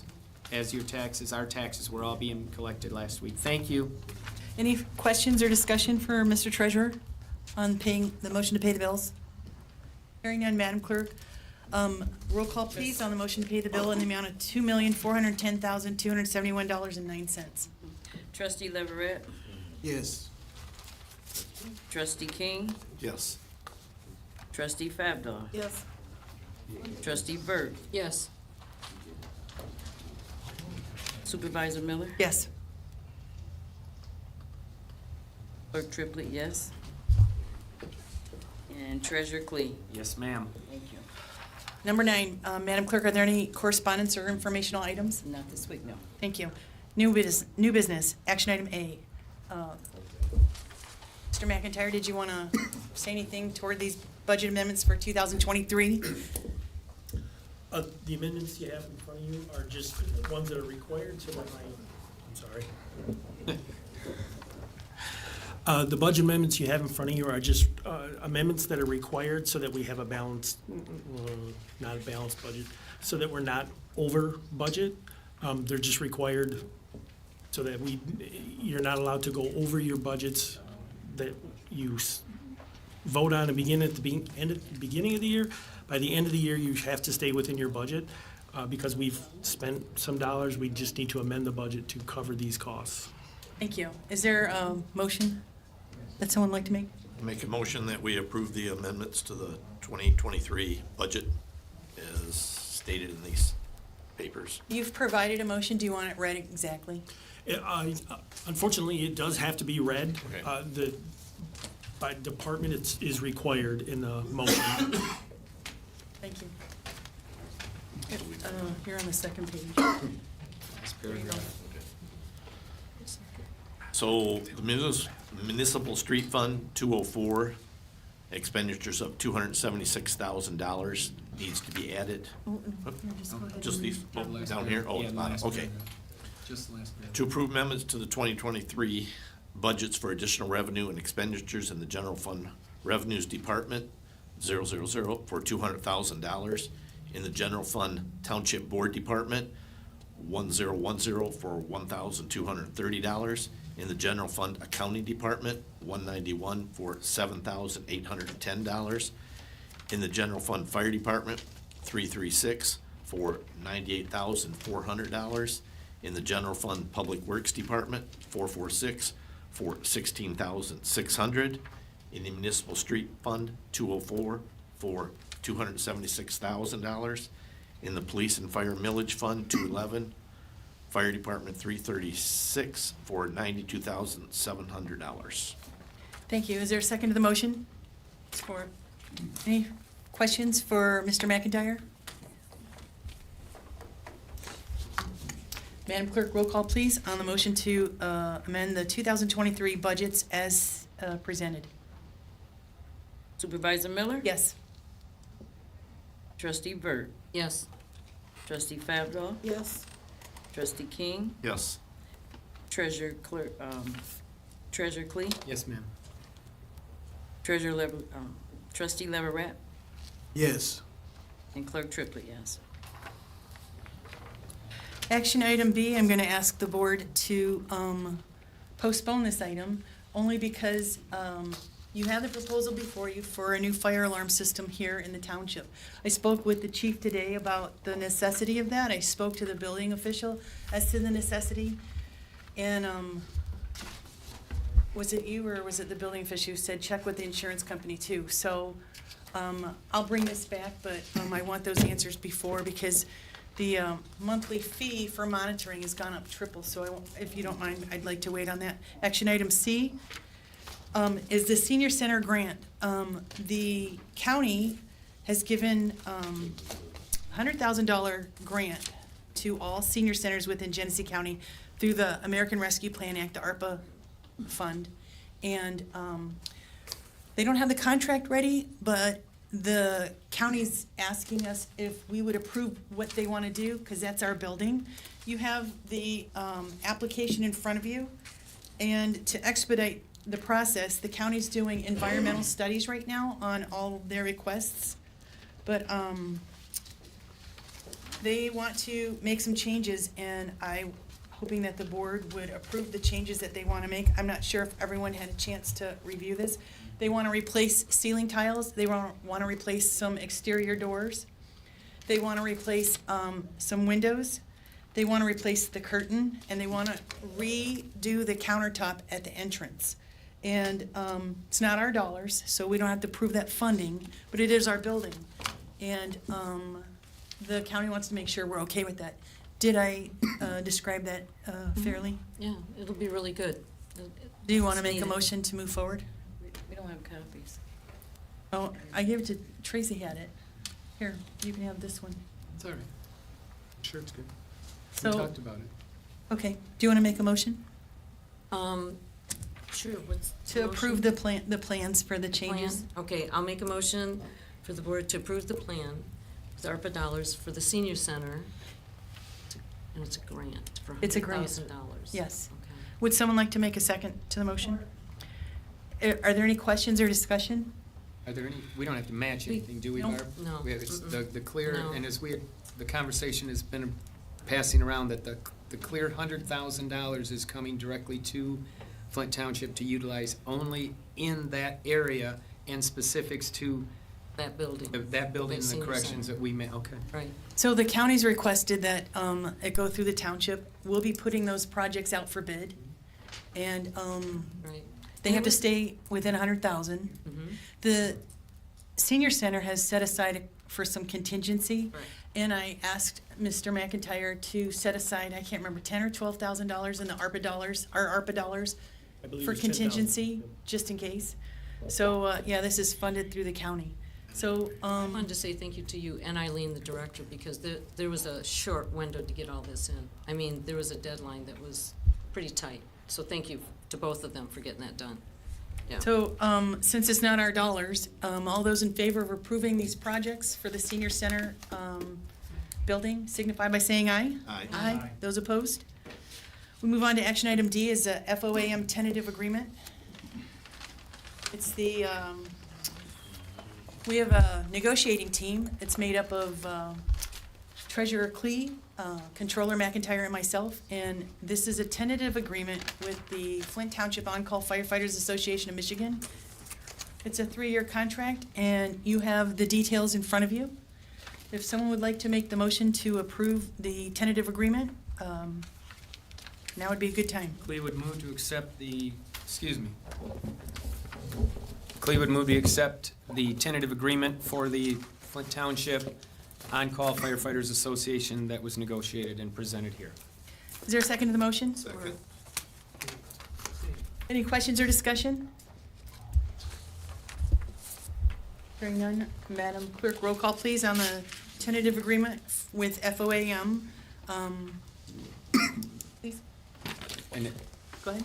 it's funny, when you say if it's not, it sounds like we're saying foam, but it's the Flint Township On-Call Firefighters Association of Michigan, so that everybody doesn't think we're voting on foam. It's the acronyms there. you. So just so you're, I laugh every time I hear that, I'm sorry.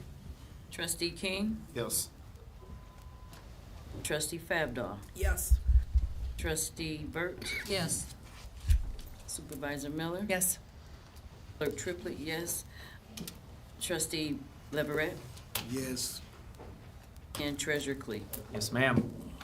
Action item E is the tentative agreement with IAFF Local 1425. This agreement is a 1-year extension, and basically, the contract is going to roll over. Would someone like to make the motion? Did I get that right? Right?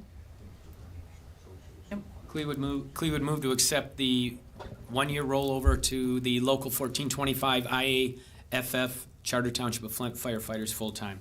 Is there a second to the motion? Support. Any questions or discussion? Madam Clerk, roll call, please, on the ratifying or approving the tentative agreement with IAFF. Trustee Leverett, Yes. treasurer Klee, Yes. trustee Burt, Yes. trustee Fabdahl, Yes. trustee King, Yes. and supervisor Miller, Yes. and clerk Triplett, yes. Action item F is the chloride contract with the Genesee County Road Commission. You have the contract before you. Around Memorial Day, they grade and chloride the dirt roads in the township.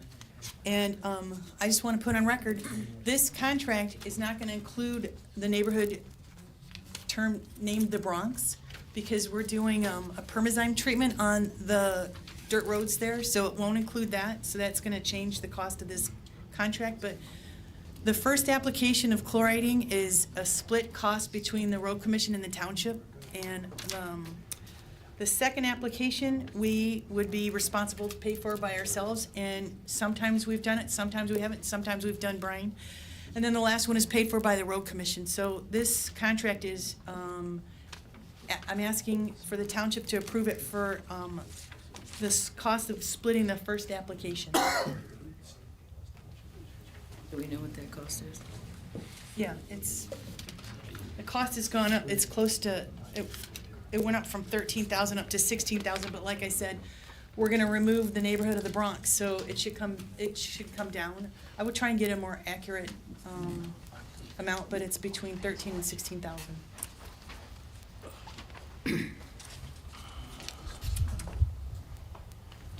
Would someone like to make that motion?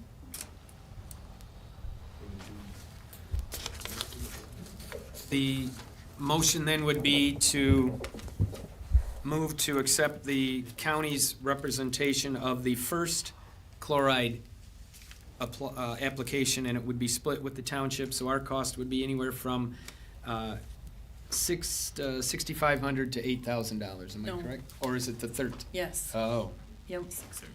okay. I thought it was a half of the total. No. Well, then, to accept the 13 to 16, depending on what the county, and we'll have a ability to review that when, Well, they set the price, they put it out for bid, and then they tell us how much it is, and, based on our road miles, and then the application, whether the spread is, it says it right here, whether the spread's gonna be 38%, or if it's gonna be, at 2,000 gallons per mile, or 38%. 8%. There's a different, I'm trying to find it, 1,500 gallons per mile. Okay. We do the stronger application. Yep. So they're the ones who set the price, but like I said, this didn't come to us, it goes to all of the townships. This didn't come to us excluding the Bronx neighborhood, because we're gonna permazyme it. So we'll be able to pull that. Yes. Okay. All right. So that would be my motion, then, Is there a second to the motion to Excluding approve the chloride contract? excluding the Bronx. Excluding the Bronx. Excluding the Bronx. Second. Any further discussion? Madam Clerk, all the, roll call, please. Supervisor Miller? Yes. Trustee Leverett? Yes. Sorry. Trustee Burt? Yes.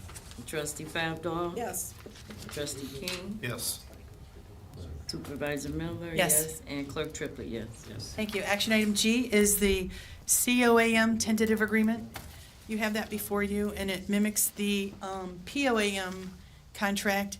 The duration is a year and a half, 18 months. Yep. and it expires on June 30th, 2025. Would someone like to make the motion to approve the tentative agreement? Cleveland moved. Second. Cleveland moved, yes, thank you. Is there any discussion on the agreement? One of the things, so folks are aware of, is we are establishing a healthcare committee that the employees will all be part of, as well as everyone in this, on this board has a chance to be a part of, and review to address the cost containment measures necessary for, and with every one of us in the healthcare. So that is one of the big pieces that we were able to put in place with our contracts, and we've been putting in place with the contracts, was to establish this healthcare committee to try to review what ways we can reduce our costs or pull them down and make it a little more feasible and palatable. Oh, Command Officers of Michigan, sorry, COAM is the Command Officers, Sergeants, and Lieutenants, not the Chiefs, correct? Correct. Thank you. So we have a motion. Is there a second? You second the motion. Any further discussion? Hearing none, Madam Clerk, roll call, please, on the COAM tentative agreement. Trustee Favdor? Yes. Trustee King? Yes. Trustee Burt? Yes. Supervisor Miller? Yes. Treasurer Clee? Yes, ma'am. Clerk Triplett, yes. Trustee Leverett? Yes. Thank you. Action item H, Chief Salter. Yes, ma'am, thank you. In order to comply with the manufacturer recommendations and federal guidelines, it's been our practice to replace our bulletproof vests every 5 years. This year, there'll be 9 vests that we have to purchase for our officers. We've chosen the Armor Express Razor, which is a threat level 2 concealable vest, and also a 7x9 inch C-Shock plate. The plate is for rifle rounds. As you can see, we're getting a lot of more rifles off the street. This is more protection for our officers on the street every day. The total cost for the 9 vests is $10,650. Every year, we also apply for a grant through the federal government to reimburse almost half of that monies. So I'm asking the board to approve purchase of 9 vests through CMP, which we've always used in a long time, for a total of $10,650. Use our budgeted funds for that. I'd like to make a motion to purchase the vests. Is there a second to the motion? Or Any questions or discussion? Yes, ma'am. Kevin, Yes. Kevin McIntyre. We have ARPA dollars that we could use. Can we not fund this with ARPA dollars? I don't exactly know yes, you could do that, because there is some money left. I don't know off the top of my head. 21,000 some odd. Yes, if you choose to do that, you could use the ARPA dollar for it. Want me to amend the motion? Please. I'll amend my motion. Ma'am, real quick on that, because we're getting a grant through the federal government, there might be, It won't let us do that? I don't think so off the top of my head. We looked at that before, but since we're using federal dollars to purchase something, then get reimbursed federal dollars, may be an issue with that coming down the road. Thank you, though, for the thought, though. All right. So we have a motion, and who seconded the motion? Carol did. If there's no further discussion, Madam Clerk, roll call, please. Clerk Triplett, yes. Treasurer Clee? Yes. Trustee Leverett? Yes. Trustee King? Yes. Trustee Burt? Yes. Supervisor Miller? Yes. Trustee Fabdo? yes. Did I get everybody? Is that 7? Yes. Thank you. Action item I, Chief Salter. Yes, ma'am, I'm speaking. As you're aware, we lost one of our full-time communications operator earlier this year. And she played a vital role in our day-to-day operations of our organization. We would like to replace her with one of our part-time operators, communications operator, Miss Tiffany Barentine. She's been with us for 2 years, and she's one of the communications operators that stepped up and worked extra shifts with the passing of our comm op. So it is my recommendation to hire her full-time, beginning immediately, as a communications operator. Someone want to make the motion? I make a motion that we hire Tiffany Barentine. Barentine to be hired full-time, one of the budgeted full-time communication operators position immediately. Is there a second to the motion? Support. Any questions or discussion? Hearing none, Madam Clerk, roll call, please, on hiring Tiffany Barentine full-time immediately as a comm op. Treasurer Clee? Yes, ma'am. Trustee Fabdo? Yes. Trustee King? Yes. Trustee Burt? Yes. Trustee Leverett? Yes. Supervisor Miller? Yes. Clerk Triplett? Yes. Last action item is J. Go ahead. Yes, ma'am, thank you. My last one. I'm asking the board to approve Supervisor Miller asking civil service for promoting a patrol officer to a sergeant and a sergeant to lieutenant. You got asked at 2 different names from civil service, just to ensure the continuity of services within our department. Thank you. Would someone like to make the motion? I'll make a motion that we call for 2 names, one for lieutenant, one for sergeant. Is there a second to the motion? Support. Any questions or discussion for Chief Salter? Hearing none, all those in favor of doing so signify by saying aye. Aye. Thank you. Thank you, board. Thank you. And our next meeting is March 18th here at 6 p.m. And without objection, and if there's no further business, we'll call this meeting adjourned.